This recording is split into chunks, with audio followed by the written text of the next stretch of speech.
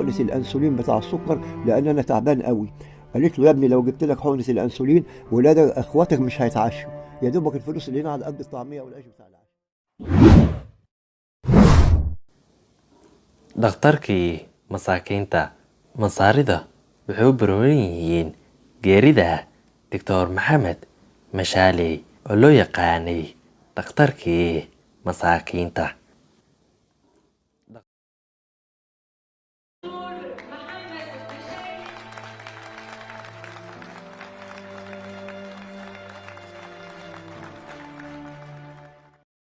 konton sano doctor mashaaley waxa uu socodsiiyey xaruntiisii caafimaad ee ku taal magaalada daanta waqooyiga masar, wuxuuna diiday dalabyo dhowr ah oo uga wareegayo xarumo caafimaad oo waaweyn oo ku yaala degmooyinka si uu u fuliyo ballanqaad uu sameeyey aabbihiisa. kahor intuusan mashaaley aabbihiis waxa uu sheegay inuu naftiisa u dhiibo masaakiinta oo uusan ku dalacsiinin soo celinta daweynta.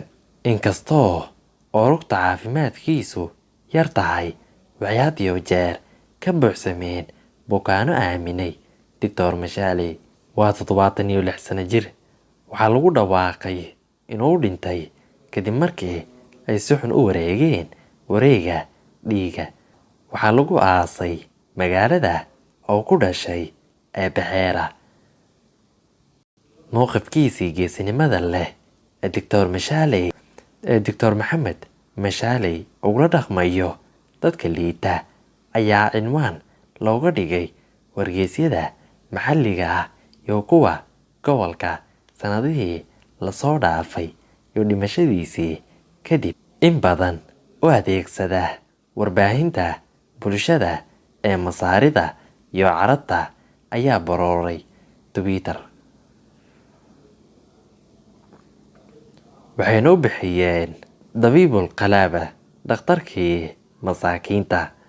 wuxuu u sii jeeday Masar, wuxuuna soo jiitay kumanaan cajalada ah. daraasiin ayaa ka qayb galay aaskii doctor mashaaley oo ka dhacay Beheera.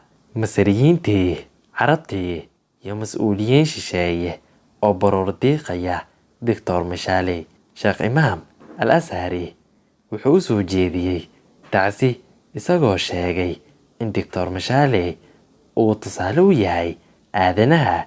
wuxuu doorbiday inuu caawiyo masaakiinta, kuwa baahan iyo kuwa jiran, xitaa maalmihii ugu dambeeyey ee noloshiisa. madaxweynaha jaamacadda qaahira Mohamed Othman El Kosti ayaa sidoo kale u baroortay doctor mashaaley, isagoo ku dhawaaqay in lagu sharfo maalinta soo socota sayniska. bartiisa rasmiga ah ee Twitter-ka, sheekh maxamed bin al-rashiid al maktuub wuxuu baroortay doctor mashaaley, isagoo yidhi wuxuu sameeyey rajo nooc gaar ah.